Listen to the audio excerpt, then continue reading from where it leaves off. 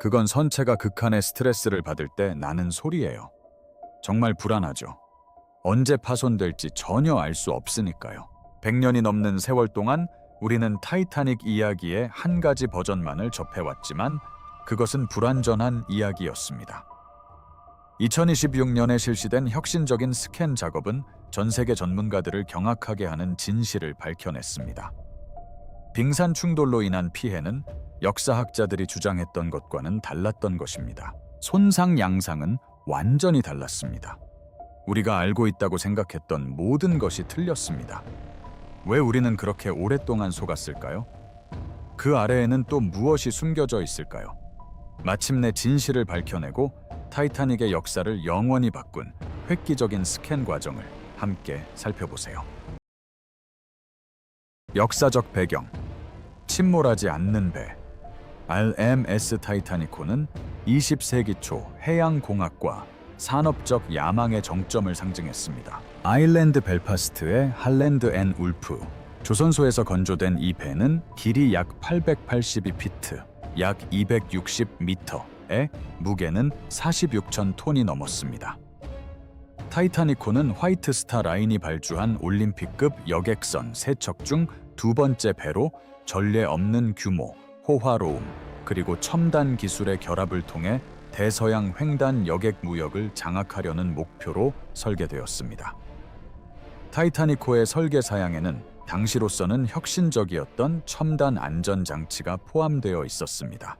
선체는 16개의 방수 구호액으로 나뉘어 있었고 각 구호액은 함교에서 전자식으로 밀폐할 수 있는 격벽으로 구분되어 있었습니다. 이러한 구획화는 16개의 구획 중 4개가 손상되더라도 배가 침몰하지 않고 떠 있을 수 있도록 설계되었습니다. 당시 해군 건축가와 해양 전문가들은 이 설계가 사실상 침몰의 무적이라고 평가했으며 이로 인해 홍보 자료와 언론 보도에서 이 배는 침몰 불가능한 배로 널리 알려지게 되었습니다. 안전상의 고려사항 외에도 타이타니코는 에드워드 시대의 호화로움과 장인 정신을 보여주는 떠다니는 쇼케이스 역할을 했습니다. 1등석 객실에는 수영장, 터키식 목욕탕, 체육관, 그리고 화려한 유리돔으로 장식된 웅장한 계단이 마련되어 있었습니다. 선박 내부 공간에는 조각된 참나무 패널, 정교한 단조 철제 장식, 맞춤 제작 가구 등 전 세계에서 공수한 자재들이 사용되었습니다. 타이타니코는 단순한 운송수단이 아니라 인류의 업적과 산업 발전을 상징하는 바해로 설계되었습니다.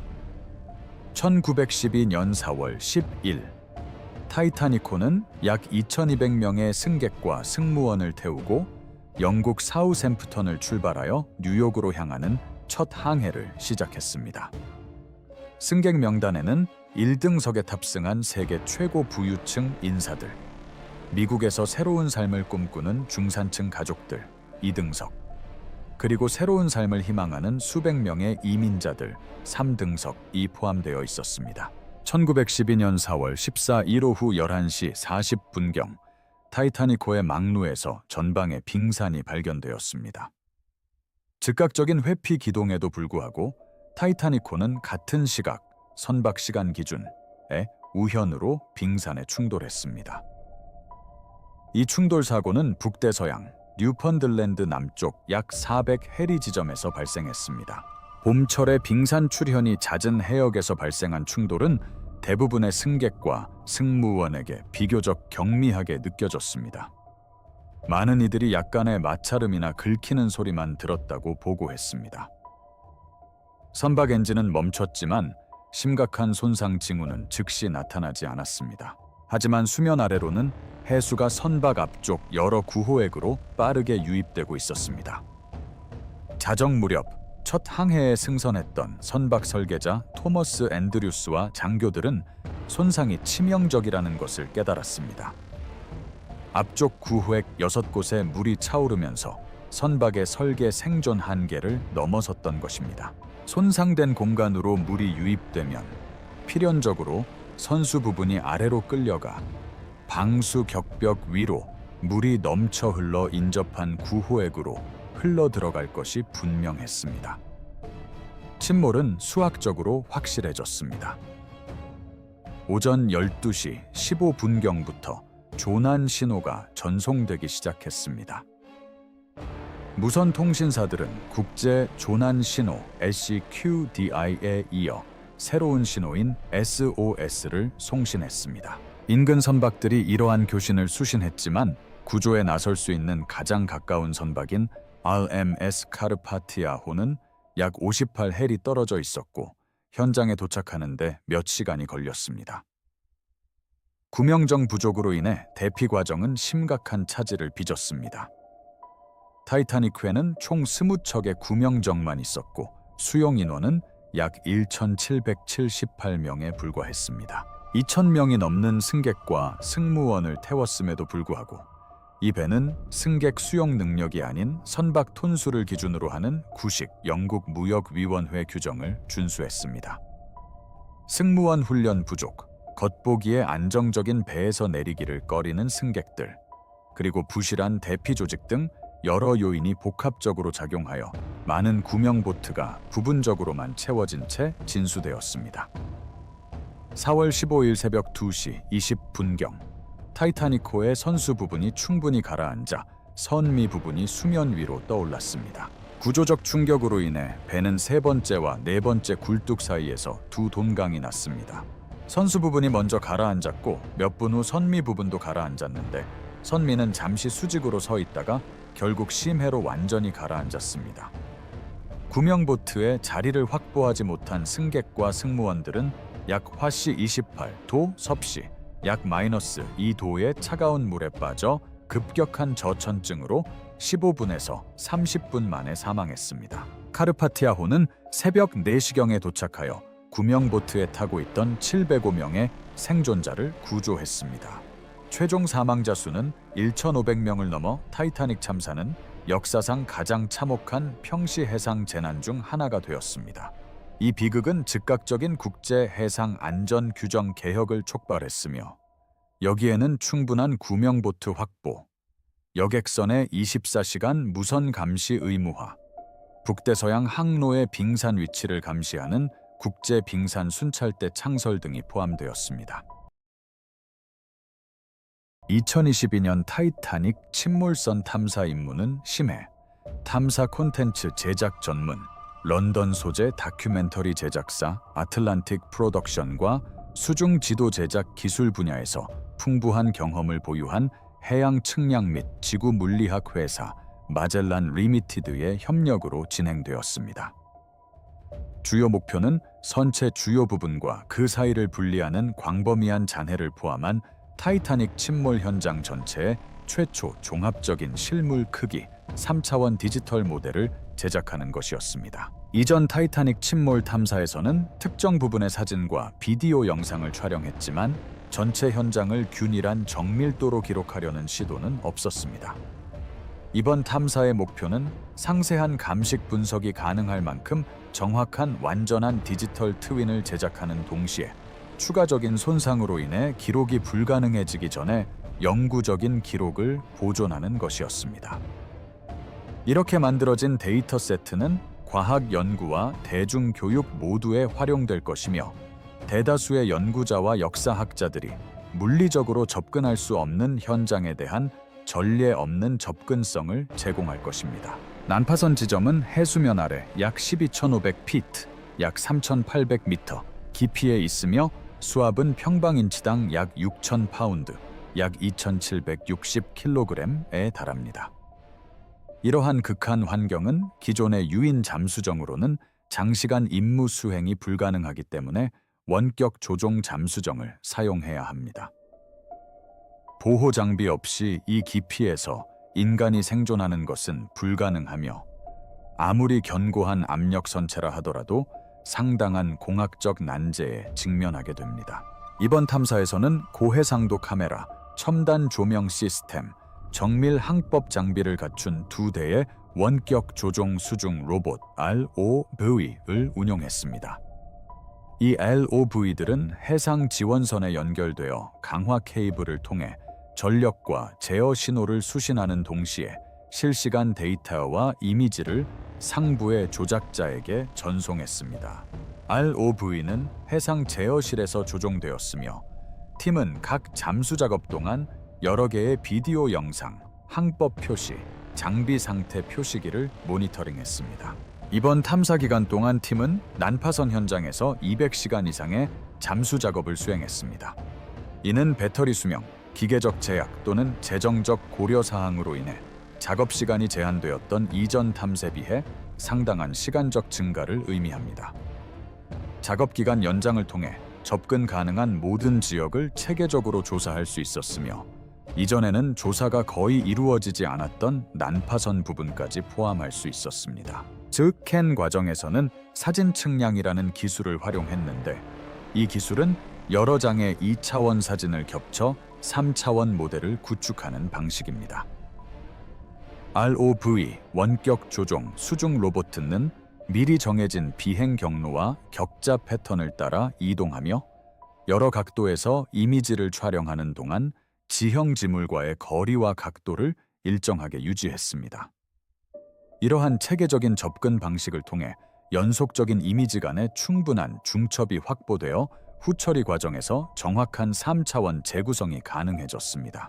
이 임무를 통해 최종적으로 선수 부분, 선미 부분, 그리고 두 개의 주요 잔해 사이 약 800m에 걸쳐 펼쳐진 잔해 지대를 포함한 70만 장 이상의 고해상도 사진을 확보했습니다. 잔해 지대에는 대형 기계 부품부터 개인 소지품에 이르기까지 수천 점의 유물이 해저에 흩어져 있으며 이러한 유물들은 선박의 파손과 침몰 과정을 보여주는 증거를 제공합니다.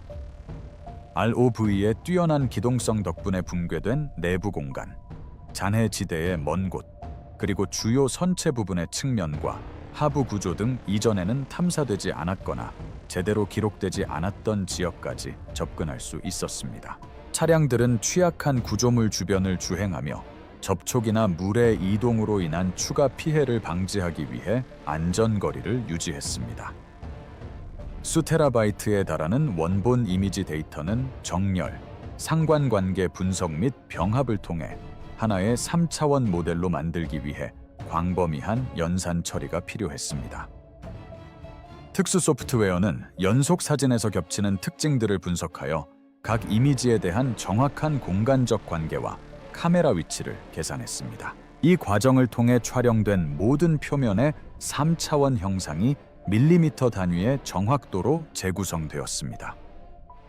이렇게 만들어진 디지털 모델은 전례 없는 수준의 디테일을 제공하여 선체 외판의 개별 리벳, 기계 부품의 일련 번호, 녹슨 자국과 박테리아 증식 흔적 등 표면 질감까지 드러냅니다. 연구원들은 가상 재구성을 통해 다양한 각도에서 특징을 살펴보고 취약한 난파선에 직접 접촉하지 않고도 지점 간 거리를 측정할 수 있습니다.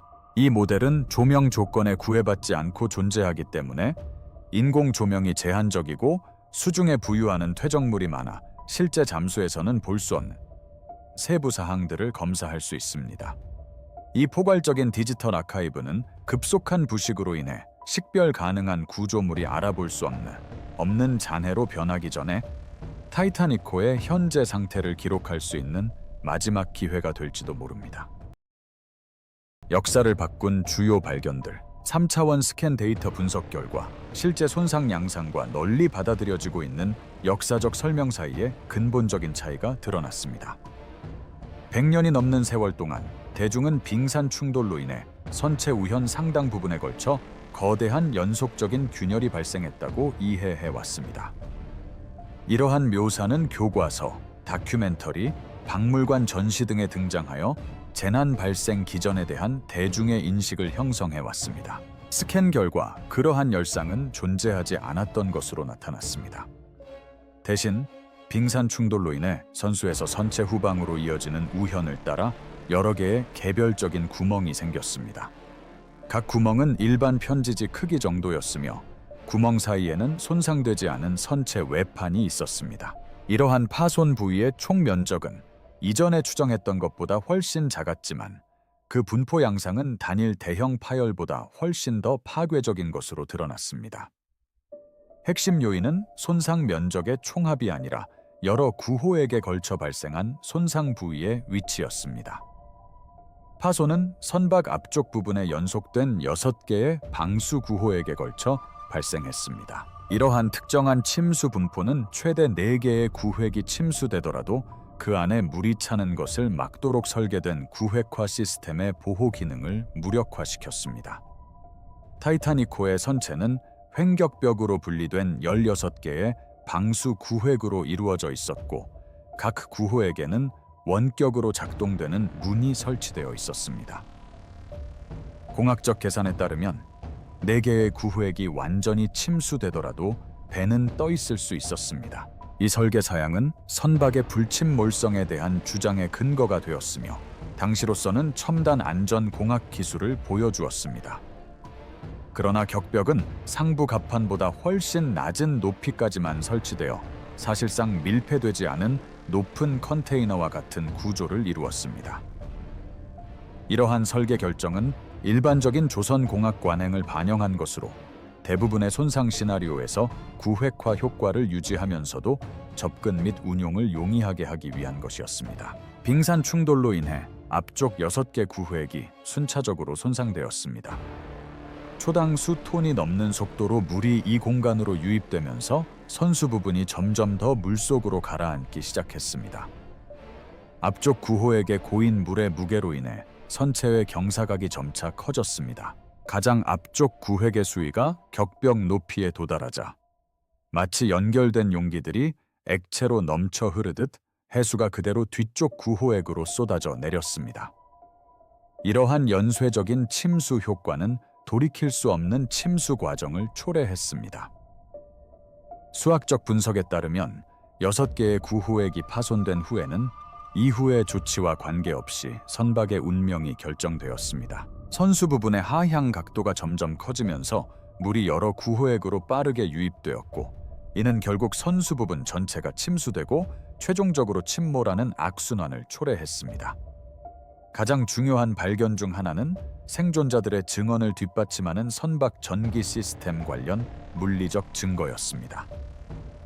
선미 부분에서 발견된 증기 밸브는 완전히 열린 상태로 남아 있었는데 이는 최종 침몰 당시 증기가 활발하게 흐르고 있었음을 나타냅니다.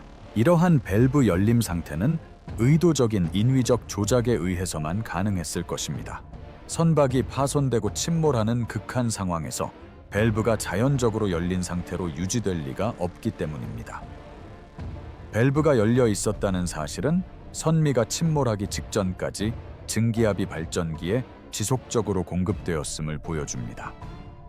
이를 위해서는 보일러를 끊임없이 가동하고 선체 깊숙한 기관실에 주둔한 기관병들이 증기 분배 시스템을 세심하게 관리해야 했습니다. 증기압을 유지하기 위해서는 보일러 수위, 연료 공급, 압력 조절에 끊임없이 주의를 기울여야 했는데 선박의 기울기가 커지고 침수가 진행됨에 따라 이러한 작업은 점점 더 어려워졌습니다.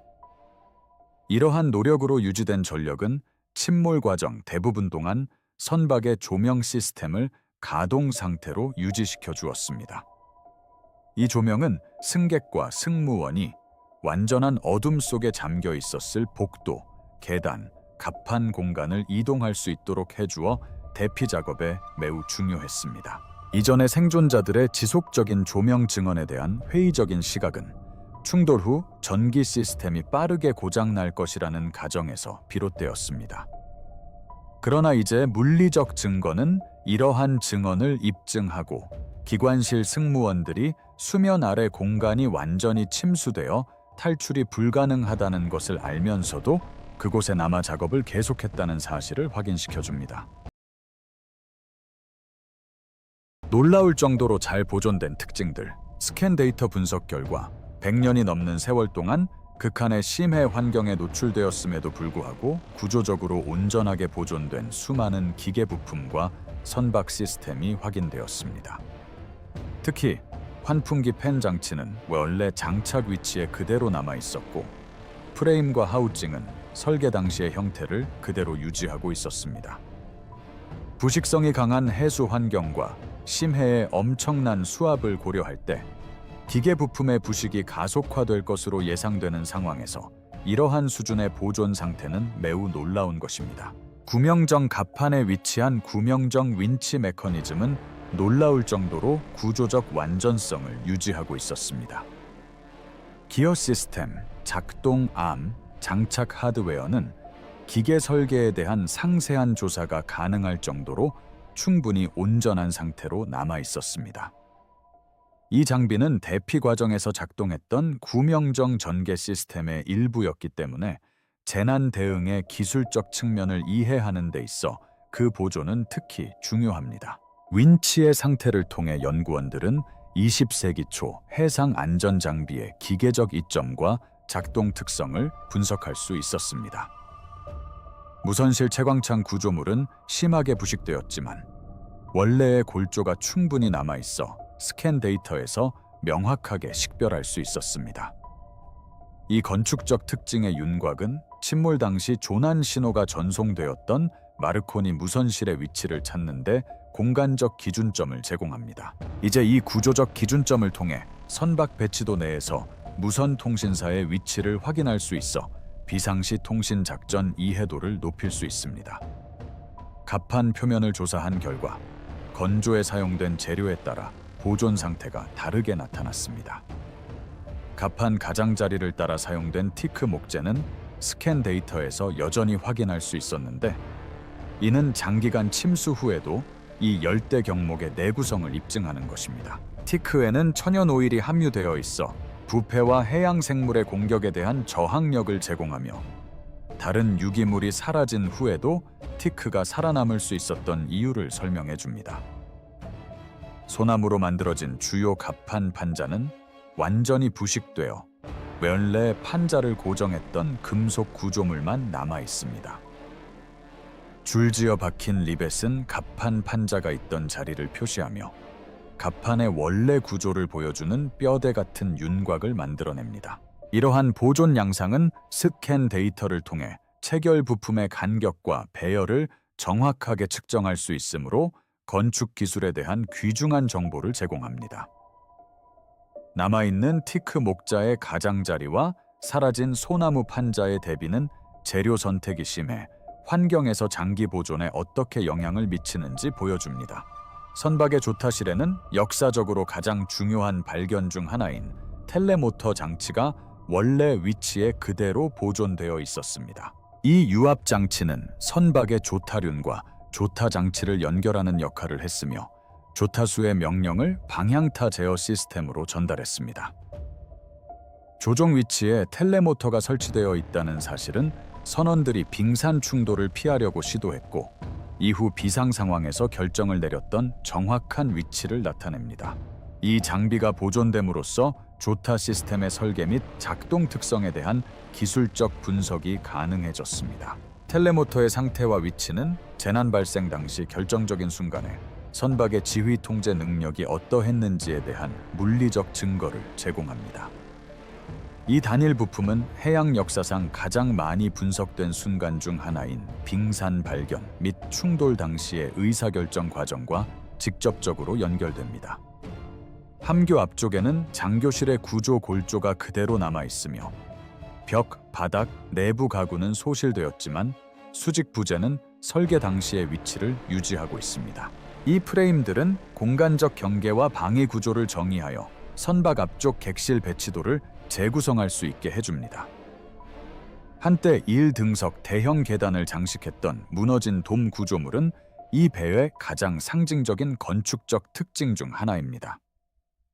정교하게 만들어진 유리와 금속 돔 자체는 사라졌지만 돔이 있던 자리는 난파선에서 여전히 명확하게 확인할 수 있습니다. 이 공간의 크기와 구조는 선박 설계에서 계단의 규모와 중심적인 위치를 확증해 줍니다. 돔이 사라진 것과 그 주변을 둘러싼 구조적 틀이 보존된 것은 무엇이 사라졌는지 그리고 무엇이 남아있는지를 동시에 보여줍니다. 이 웅장한 계단은 주요 수직 이동 경로이자 사교 공간 역할을 했으며 따라서 대피 당시 승객 이동 패턴을 이해하는 데 있어 그 건축적 흔적은 매우 중요합니다. 아마도 가장 놀라운 보존 상태는 배의 프로펠러 조립체에서 발견된 것일 겁니다. 거대한 청동 프로펠러 날개 중 하나에 선명하게 새겨진 번호, 특히 건조 번호 401이 그대로 남아 있었습니다. 이 번호는 벨파스트의 할랜드 앤 울프 조선소에서 타이타니코를 건조할 때 부여된 번호였습니다. 청동 합금의 내식성 덕분에 이 표식은 사진 기록이 가능할 정도로 선명하게 보존되어 있으며, 이는 선박 건조 역사와의 직접적인 물리적 연결고리를 제공하고 정황 증거가 아닌 원래 건조자의 표식을 통해 난파선의 정체를 확인할 수 있게 해줍니다. 시간과의 싸움. 타이타니코는 노출된 모든 철과 강철 표면에 서식하는 박테리아 군집으로 인해 가속화되는 부식에 직면해 있습니다. 주로 할로모나스 속의 철 산화 박테리아인 이 미생물들은 생명 활동의 일환으로 철을 대사합니다. 이 박테리아는 철 화합물을 분해하는 효소를 분비하여 구조용 강철을 연구자들이 흔히 러스티클이라고 부르는 깨지기 쉬운 산화철 덩어리로 변환시킵니다. 이 덩어리는 고드름 구조와 유사하지만 박테리아 세포, 광물 침전물이 깨지기 쉬운 기질에 떠있는 형태로 구성됩니다.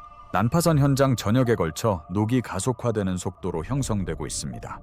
초기 정착은 선박 침몰 후 점진적으로 발생했지만 박테리아 개체 수는 수십 년에 걸쳐 기하급수적으로 증가하여 임계점에 도달했고, 그 결과 부식 속도가 이전 수십 년보다 훨씬 빨라졌습니다. 박테리아의 대사 과정은 구조 부재를 표면에서 안쪽으로 약화시켜 하중 지지력을 감소시키고 100년 넘게 보존되어 온 선체판, 지지대, 골조의 완전성을 위협합니다. 이전 탐사에서 수집된 난파선 표면 부식토 샘플에 대한 화학 분석 결과 박테리아 작용이 해수에서의 단순 산화 작용보다 훨씬 빠르게 진행되는 것으로 확인되었습니다. 생물학적 요소는 순수 화학적 과정에 비해 부식 속도를 몇 배나 가속화합니다. 이는 난파선이 비생물학적 모델에서 예측하는 것보다 훨씬 빠르게 부식되어 구조물이 완전히 붕괴되기까지 남은 시간이 단축됨을 의미합니다. 박테리아 작용 외에도 난파선은 심해, 해류, 압력 변동, 퇴적물 이동으로 인한 지속적인 물리적 스트레스를 받습니다. 북대서양 저층 해류는 표면 기준으로 강하지는 않지만 부식으로 이미 약해진 노출된 구조물에 끊임없이 힘을 가합니다. 침몰 과정과 이후 해저면과의 충돌로 인해 원래 설계 한계를 넘어선 응력을 받은 선체판에는 미세균열과 변형이 발생하며 이는 파손의 시작점이 됩니다. 수심 1250피트, 약 3800m. 이 엄청난 정수압은 모든 구조물에 지속적인 압축 응력을 가합니다. 이 압력은 비교적 일정하게 유지되지만 재료의 강도가 약해지면 시간이 지남에 따라 점진적인 변형이 발생합니다. 구조 부재가 손상된 구호액은 부식된 지지대가 더 이상 하중을 견딜 수 없게 되면서 결국 붕괴됩니다. 이러한 구조물은 재료 강도가 충분했을 때는 수십 년 동안 동일한 압력을 견뎌냈음에도 불구하고 말입니다. 수평면에 퇴적물이 쌓이면 이러한 하중을 견디도록 설계되지 않은 구조물에 무게를 더하게 됩니다. 수중에서 침전된 미세 입자 물질이 갑판 표면과 내부 공간의 층을 이루어 축적됩니다. 이러한 퇴적물은 해수에서 침전되는 광물 침전물과 결합하여 이미 취약한 구조물에 추가적인 스트레스를 가합니다. 이전 탐사 임무들은 신중한 작전 절차에도 불구하고 의도치 않게 난파선의 손상을 초래했습니다. 잠수정이 취약한 구조물과 접촉할 경우 심지어 저속에서도 부식된 부분이 즉시 붕괴될 수 있습니다. 기록된 사례로는 가벼운 접촉에도 난간이 떨어져 나가거나 갑판 부분이 약해진 지지대를 뚫고 떨어져 나가거나 근접 접근 기동 중 선체판이 골조에서 분리되는 경우가 있습니다. 잠수정의 물리적 존재는 물의 변이와 국지적인 해류 패턴을 생성하여 섬세한 암석 지형과 느슨하게 연결된 구조물에 영향을 미칩니다. 추진 시스템은 추력을 발생시켜 파편을 떨어뜨리고 퇴적물을 교란시켜 주변 구조물을 불안정하게 만들 수 있습니다. ROV를 이용한 원격 관찰조차도 기동 작업 중 테더 케이블이 의도치 않게 난파선의 특징에 닿을 수 있어 위험을 내포하고 있습니다. 초기 탐험에서 유물을 수습하려면 유물을 직접 다뤄야 했는데 일부 유물은 구조물에 통합되어 있거나 구조물에 붙어 있는 상태였습니다. 이러한 유물을 제거하는 과정에서 때때로 2차 붕괴나 교란이 발생하여 국부적인 풍화를 가속화했습니다. 현재 국제 협약 및 지침은 유물 수습을 제한하고 있지만 과거의 유물 제거 작업은 자연적인 풍화 과정을 더욱 악화시키는 누적적인 손상을 초래했습니다. 해양 고고학자와 재료 과학자들은 현재의 부식 속도를 분석하여 식별 가능한 구조적 특징들이 수십 년 안에 대부분 사라질 것으로 추정합니다. 놀라울 정도로 온전한 상태를 유지하고 있는 선수 부분은 중요한 부위에서 부식 속도가 점점 빨라지고 있다는 증거가 나타나고 있습니다. 난파선의 상징적인 이미지가 된 선수 난간은 심각한 부식을 겪고 있으며 수십 년이 아닌 수년 안에 붕괴될 수도 있습니다. 침몰 당시 이미 심하게 손상된 선미 부분은 계속해서 점점 더 작은 파편으로 부서지고 있습니다. 초기 탐사에서 식별 가능했던 갑판 구조물들은 최초 기록 이후 붕괴되었으며 수십 년에 걸친 이미지 비교를 통해 붕괴가 상당히 진행되었음을 알 수 있습니다. 지지 구조물이 무너짐에 따라 내부 공간은 특히 취약한 상태에 놓여 있습니다. 하중을 지탱하는 부재가 붕괴되면 연쇄적인 파손이 인접한 구획과 갑판층에 영향을 미칩니다. 대형 계단 구역, 선교, 그리고 승객 숙소는 결국 주변 잔해와 구별할 수 없는 형체를 알아볼 수 없는 잔해 더미로 변할 것입니다. 2022년에 완료된 3차원 스캔은 유적의 훼손으로 인해 고고학적으로 유적을 알아볼 수 없게 되기 전에 가능한 마지막 종합적인 기록이 될 수 있습니다. 미래의 탐사대는 점차 알아볼 수 없는 구조물을 발견하게 될 것이며 따라서 이 디지털 아카이브는 흩어진 잔해가 아닌 배로서의 타이타닉에 대한 마지막 완전한 기록이 될 것입니다. 결론, 유산과 상실. 포괄적인 3차원 스캔 데이터는 학계와 역사학계 일부에서 회의적인 시각으로 바라보았던 생존자 증언의 증거적 지위를 근본적으로 변화시켰습니다. 선박 침몰 과정 대부분 동안 조명이 작동했다는 증언은 선미 부분에 열려있던 증기 밸브를 확인함으로써 확실하게 입증되었습니다. 이러한 증언의 확인은 단순한 세부사항 검증을 넘어 생존자들의 관찰 내용, 심지어 극심한 심리적, 육체적 스트레스 속에서 이루어진 관찰조차도 선박과 침몰 과정의 일련의 사건에 대한 정확한 기술적 정보를 담고 있었음을 입증합니다. 역사적 분석에서는 이번 참사 당시 물리적 가능성에 대한 가정 때문에 무시되거나 경시되었던 생존자 증언들을 재검토해야 합니다. 물리적 증거가 뒷받침되지 않았을 때는 믿기 어렵거나 과장된 것처럼 보였던 세부 사항들도 이번 스캔 결과에 비추어 재평가될 필요가 있습니다. 증기 밸브 관련 증거를 통해 확인된 기관실 승무원들의 기록된 행동은 해양 역사상 가장 중요한 집단적 희생 행위 중 하나입니다. 이들은 완전히 침수될 것을 알면서도 기계실에서 발전 시스템을 유지 보수했습니다. 끊임없는 주의와 전문 지식을 요구하는 기술 작업을 계속하며 자리를 지키기로 한 그들의 결정은 성공적으로 대피한 승객들의 생존에 직접적인 영향을 미쳤습니다. 스캔에서 기록된 손상 패턴 분석을 통해 참혹한 결과에 직접적으로 기여한 특정 공학적 취약점이 드러났습니다. 마케팅 자료와 언론 보도에서 혁신적인 안전 기능으로 대대적으로 홍보되었던 방수 구획 시스템은 설계상의 한계로 인해 실패했는데 이 한계는 해군 설계자들은 인지하고 있었지만 일반 대중이나 심지어 선박 운항자들에게조차 제대로 전달되지 않았습니다. 구획 격벽은 상부 갑판 아래에서 끝나는 구조였기 때문에 침수 수위가 특정 임계값 이하이고 격벽 높이를 넘지 않을 때만 효과적인 방벽 역할을 했습니다. 6개의 구호액에 걸쳐 발생한 피해는 최악의 시나리오를 보여주는 것으로 선박의 설계 생존 능력을 두 구호액만큼 초과하는 수준이었습니다. 하지만 이러한 취약성은 올림픽급 선박에 적용된 구획화 방식에 내재된 문제였습니다. 갑판까지 이어지는 밀폐된 격벽을 갖춘 다른 설계였다면 파손된 구획의 수와 관계없이 침수를 막아 타이타니코를 파멸로 이끈 연쇄적인 침수를 방지할 수 있었을 것입니다.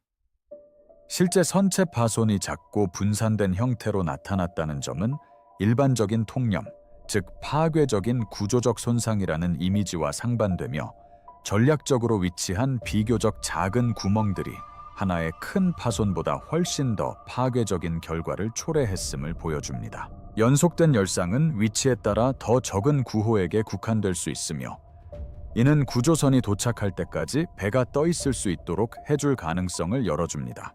이러한 발견은 선박의 충돌 손상 취약성을 이해하는 데 중요한 의미를 가지며 현대 선박 설계에서 손상 제어 및 구획화 전략에 대한 시사점을 제공합니다. 3차원 스캔 작업을 통해 달성된 디지털 보조는 전 세계 수중 문화유산 유적지 기록에 대한 새로운 기준을 제시합니다. 타이타닉 침몰 현장에 적용된 방법론은 극심한 수심에 가라앉은 구조물에 대해서도 포괄적인 디지털 트윈을 구축하여 실제 현장의 상태나 접근성과 관계없이 상세한 공간 및 시각 정보를 보존할 수 있음을 보여줍니다. 이렇게 생성된 모델은 물리적 현장이 정치적, 경제적, 환경적 요인으로 인해 훼손되거나 접근이 불가능해지더라도 안정적이고 접근 가능한 영구적인 기록을 제공합니다. 이러한 접근 방식은 생물학적, 화학적, 물리적 과정으로 인해 심각한 훼손에 직면한 현장에 특히 중요한 의미를 갖습니다. 전통적인 고고학적 기록 방법은 장기간의 현장 조사와 반복적인 물리적 접근을 필요로 하며 이로 인해 취약한 유물이 직접 접촉, 물의 이동, 퇴적물 교란 등으로 손상될 위험이 커집니다. 반면 디지털 스캐닝 기술은 제한된 노출 시간 동안 포괄적인 데이터 수집을 가능하게 하여 유적지 훼손을 최소화하고 정보 복구를 극대화하며 추가적인 현장 방문 없이도 상세 분석에 적합한 아카이브를 구축할 수 있도록 합니다. 타이타닉 스캔은 전 세계 다른 역사적으로 중요한 난파선 유적지에서도 유사한 기록 작업을 위한 선례를 제시합니다. 주요 분쟁, 초기 탐험 항해 및 기타 해상 재난 중에 침몰한 선박들은 환경적 요인이나 인간의 간섭으로 인해 고고학적으로 식별 불가능해지기 전에 기록될 수 있었습니다. 그 결과로 생성된 디지털 아카이브는 유적지의 완전성을 존중하고 침습적인 조사를 최소화하면서 연구, 교육 및 문화 보존이라는 목표를 동시에 달성하는 데 기여합니다. 이제 포괄적인 디지털 기록이 확보되었음에도 불구하고 물리적인 난파선은 여전히 식별 가능한 선박 구조에서 흩어진 잔해 더미로 돌이킬 수 없는 변화를 겪고 있습니다. 박테리아 활동, 구조적 피로, 그리고 환경적 스트레스는 미래 세대가 현재의 모습, 그대로의 타이타니코 잔해를 볼 수 없게 만들 것입니다. 이러한 물리적 소멸은 단순한 역사적 증거의 손실을 넘어 문화적 의미를 지닙니다. 타이타니코 잔해는 참사와의 실질적인 연결고리이자 비극이 발생했고 희생자들의 유해가 여전히 안치된 물리적인 추모 장소로서 그 역할을 해왔습니다. 구조물이 붕괴됨에 따라 이러한 연결은 점점 더 추상화되어 직접 관찰하고 경험할 수 있는 실제 물리적 존재보다는 주로 사진 기록과 디지털 복원을 통해서만 존재하게 됩니다. 2022년 스캔 임무는 흩어진 고고학적 잔해가 아닌 타이타니코를 선박으로서 종합적으로 기록할 수 있는 마지막 기회입니다. 후속 탐사에서는 부식 속도를 모니터링하고 구조물의 점진적인 붕괴를 기록하겠지만 가속화되는 부식으로 인해 남아있는 구조물들이 사라져감에 따라 향후 수십 년 안에 알아볼 수 있는 온전한 구조물을 종합적으로 지도화하는 것은 더 이상 불가능해질 수도 있습니다. 이 영상이 마음에 드셨다면 좋아요와 구독을 눌러주시고 화면에 보이는 다음 영상도 클릭해주세요.